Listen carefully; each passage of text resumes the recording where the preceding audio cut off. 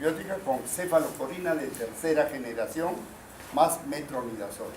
Esa combinación es excelente, ¿ya? Entonces, y lógicamente, ponerle una sonda nasogástrica. Aunque cuando hacemos ahora la laparoscopia, miren, la colecistectomía laparoscópica que hacemos ahora, lo hacemos en clínica de día. Paciente, se le cita a 8 de la mañana en ayunas, se le opera laparoscópicamente, 6 de la tarde se está yendo. Caminando despacito que ya se está yendo. No es como con la colecistectomía abierta que se emplea 4 días, 5 días, etcétera, etcétera. ¿Ya? Entonces, bien, el tratamiento quirúrgico, ya sabemos, ya les han dicho también el doctor Creo Flores, hablando sobre colecistectomía, un recuerdo bien rápido. En cuanto a la colecistectomía puede ser abierta o laparoscópica, pero de cualquiera de las dos formas, cuando se opera de urgencia, por eso le he puesto acá, pero cuando hay peritonitis generalizada o empiema, cuando el estado es tóxico el paciente, cuando hay aumento del dolor, cuando la fiebre es más de 39. Y aquí va una cosa, en la colecistitis, cuando pedimos el hemograma, como tope en la colecistitis 15.000 leucocitos, ¿ya? 15.000. Pero si tú ya ves, como en este caso, que ya está complicado, 20.000 o más leucocitos, acá, leucocitos de 20.000 o más, entonces ya hay que pensar en una complicación y generalmente estos pacientes pues, hay que operarlos rápido. ¿Y cuál es el germen que justamente nos da esta leucocitosis? ¿En qué germen pensamos cuando hay una leucocitosis así de esta naturaleza? Para que recuerden, ¿ya? Para que recuerden. Por ejemplo, en una peritonitis, una apendicitis, también te da leucocitosis 12, 13.000. Pero si ya llega a esta cantidad, ya estamos pensando en una peritonitis. ¿Por qué? Porque hay un germen que produce el diagnóstico. ¿Cuál es? ¿Quién se acuerda? ¿Cuál? Pero no te escucho. Sí, era positivo estafilococo. Estafilococo. ¿Otro? El fragilis. Entonces, por ejemplo, en una colecistitis, en una perforación de una apendicitis, encontramos Escherichia coli, Enterobacter, etc. Pero ya cuando encuentras eso, ya es que está producida por... Bien, para hacer una diferenciación. Ok, en esos casos se opera la de urgencia, de emergencia. Ahora, acá les estoy diciendo, hace un rato ya le dije, la colecistectomía puede ser abierta o puede ser cerrada. En este caso tenemos una incisión de Kocher, ¿no? Kocher, su costal derecho, que ya hay una incisión, y hacemos todos estos pasos que el doctor Flores ya debe haberlo dicho. Esta partecita, esta diapositiva, es cuando se hace de una forma laparoscópica. ¿Qué es lo que tenemos que tener cuidado? En hacer una electrofulguración del lecho vesicular y buena hemostasia. ¿Por qué hacemos cauterización, en este caso en la laparoscópica, del lecho vesicular? O en la abierta hacemos un sujet cruzado, ¿recuerdan? Les dije. ¿Por qué? En otras palabras, ¿por qué tenemos que cerrar el lecho vesicular después de sacar la vesícula? ¿Quién me dijo? Levante la mano.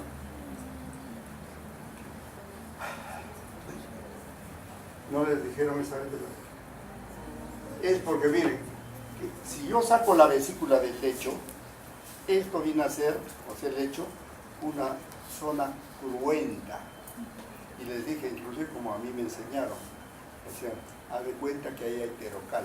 ¿Qué pasaría? Cualquier grasa intestinal se adhiere. Entonces, ¿qué te va a producir? Adherencias. Y la adherencia te va a llevar a la obstrucción.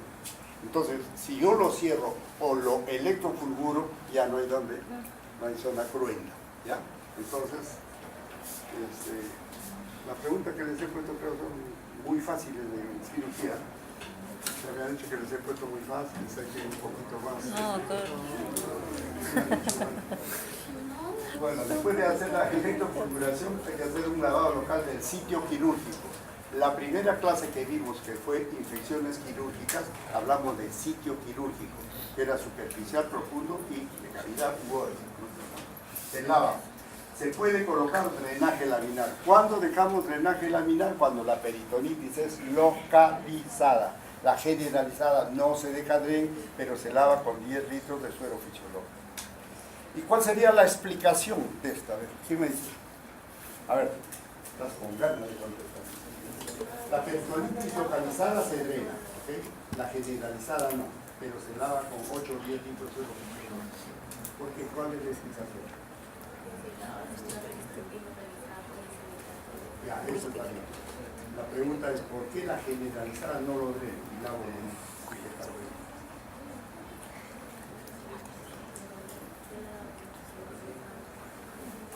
Primera, creo que bien contestado. Vega. Vega. ¿Por qué? Si no contesta, ¿duele que en la cabeza? ¿Por qué? No, pero el por qué. No sé si de repente no me dejo comprender. Peritonitis localizada, que está en un espacio de la cavidad, se deja dren, pero no se lava. Pero cuando está generalizada, se lava y no se deja dren. Esa es la pregunta. Vamos. ¿A quién le encargaban para que le dé por cacho? A mí.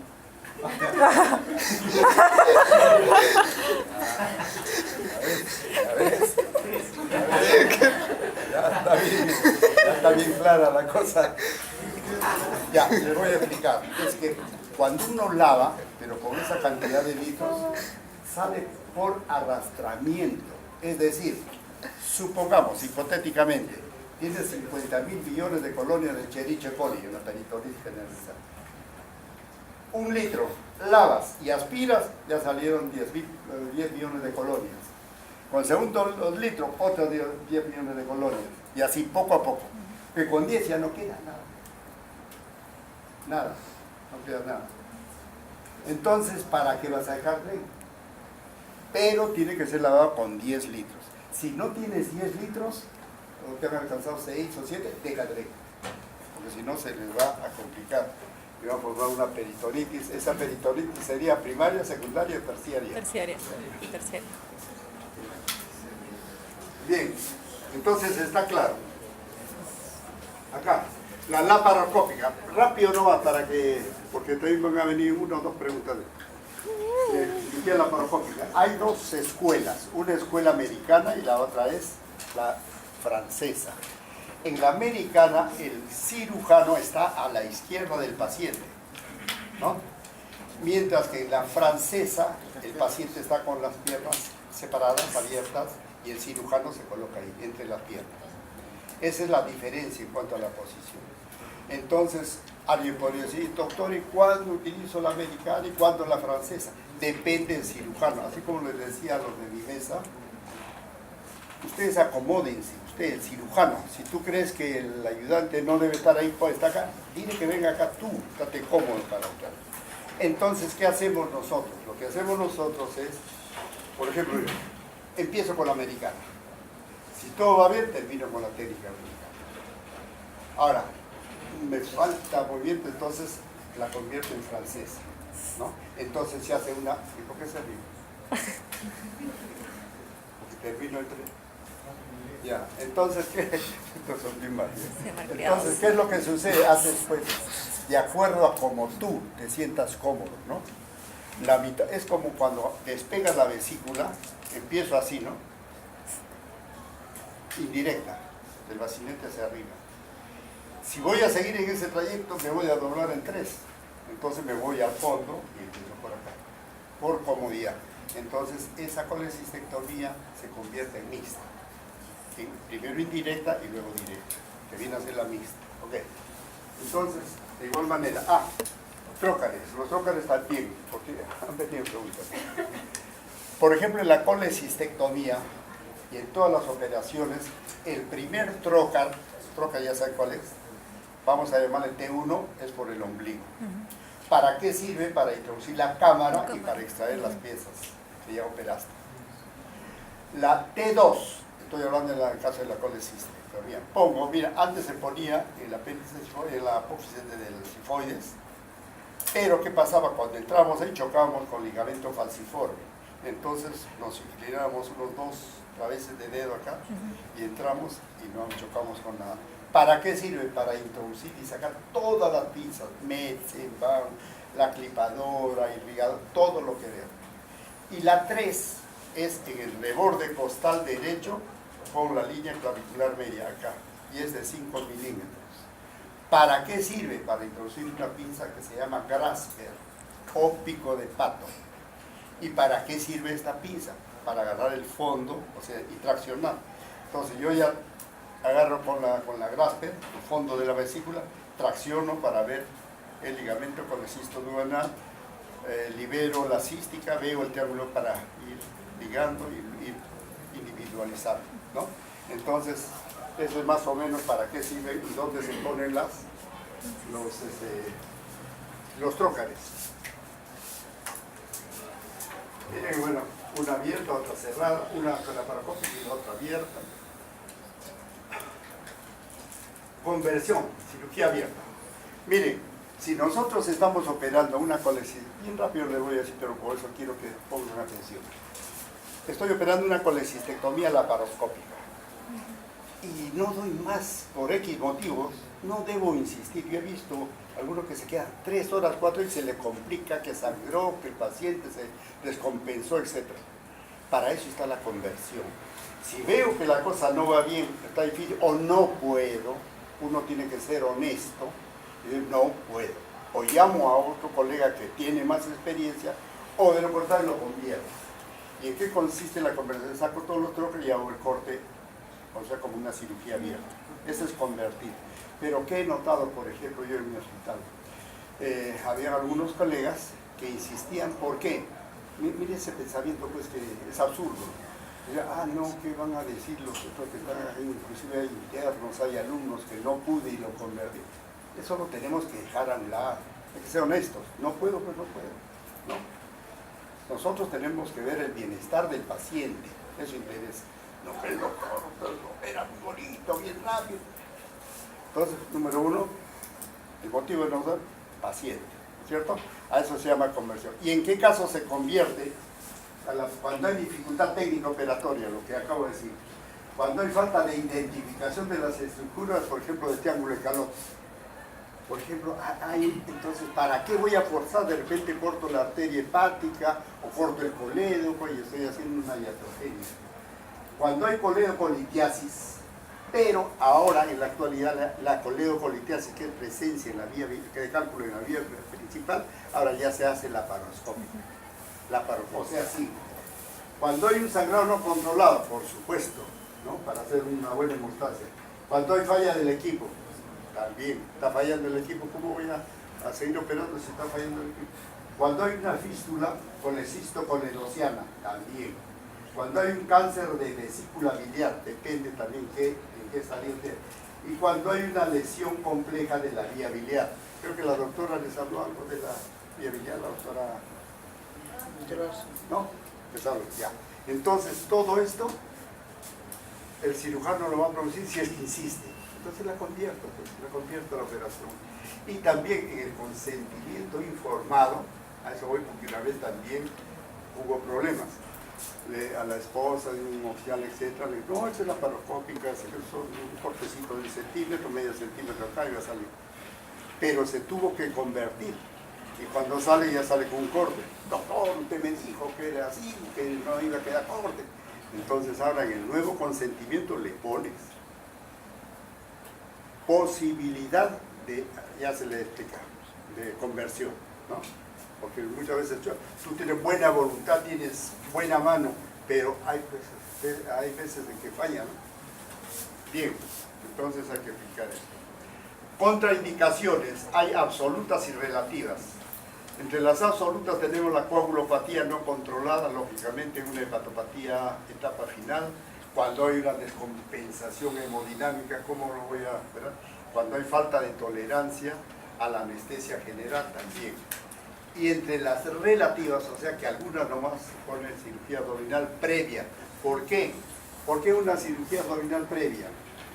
¿Cuál es el primer trócar que voy a introducir? Supongamos que ya tuvo una peritonitis y hay una fibrosis, entonces no puedes entrar. Y si entras y fuerzas, va a sangrar. Entonces, por eso hay esas, pero hay alternativas. ¿Qué hacemos ahora nosotros? Entramos por la 2, por acá arriba. Y viendo ahí vamos liberando las adherencias para poder entrar. Bueno, ya. Luego, el embarazo lo hemos puesto en relativa. Antes era, para que no se duerma, antes estaba entre las absolutas el embarazo. Pero, a ver, Iván, no sé qué tal está ahí, no. ¿Por qué crees que no hemos pasado de absolutas a relativas en el caso de embarazo? Vamos a hablar con la sistemología de la verdad. ¿Qué me dices? Vaca Gutiérrez.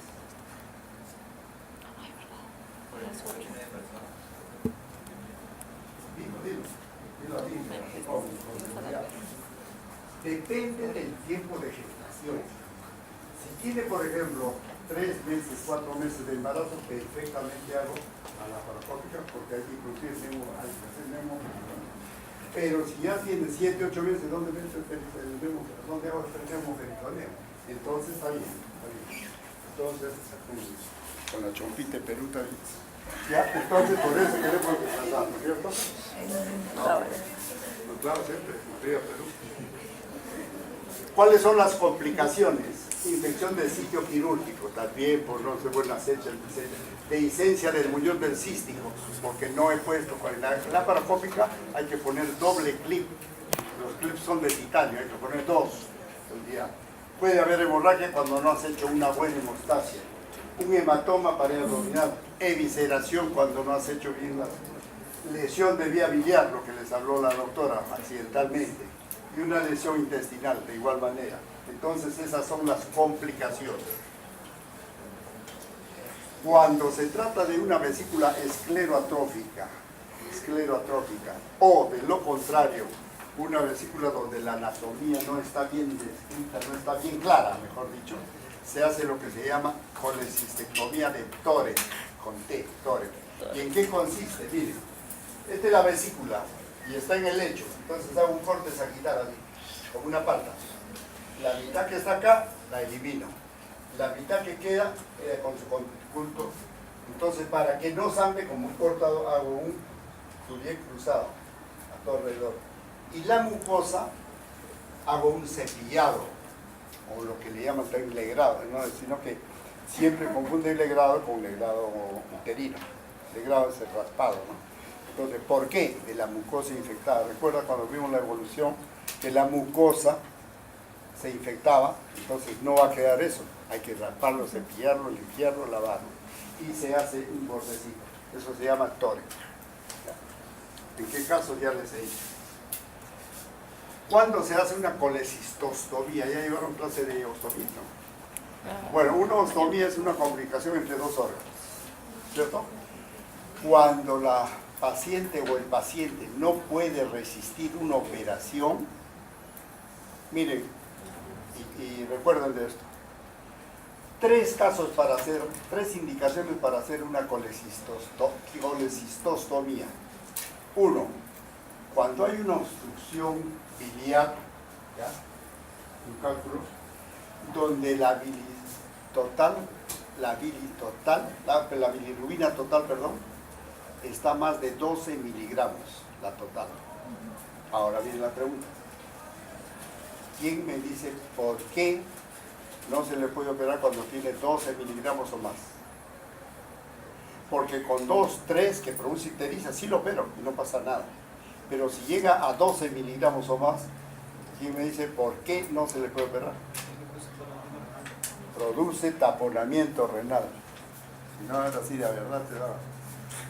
Ya, porque produce taponamiento renal, entonces no podría el anestesiólogo llegar ahí porque no hay filtración. Y más aún, con esas cantidades produce un coma hepatorrenal, así pues. Entonces el paciente se te queda ahí nomás. ¿Ya? Esa sería una causa. Entonces, ¿qué hago? Miren, una colecistostomía. Meto una sonda, ¿para qué? Para que el contenido de acá salga. Entonces, conforme va saliendo, la bilirrubina va bajando. Baja a 3 o 4, que generalmente a los 8 o 10 días, y ya le hago el complemento que es la colecistectomía laparoscópica. Laparoscópica. No te adormentas, ¿no? Ya, entonces hacemos laparoscópica. Esa es entonces la colecistostomía. ¿En qué casos ya hemos visto? ¿En qué otro caso? Cuando hay un empiema vesicular. Empiema vesicular es presencia de pus en la vesícula. Pero a cualquier paciente le haces una colecistectomía y se acabó. Pero entonces, ¿cuándo es que hacemos? En pacientes de edad avanzada que no puedan tolerar más de media hora de operación o tengan, por ejemplo, las albúminas menos de 2.6, porque de hecho se va a abrir. Entonces le hago primero esto y a los 8 días le hago la colecistectomía laparoscópica.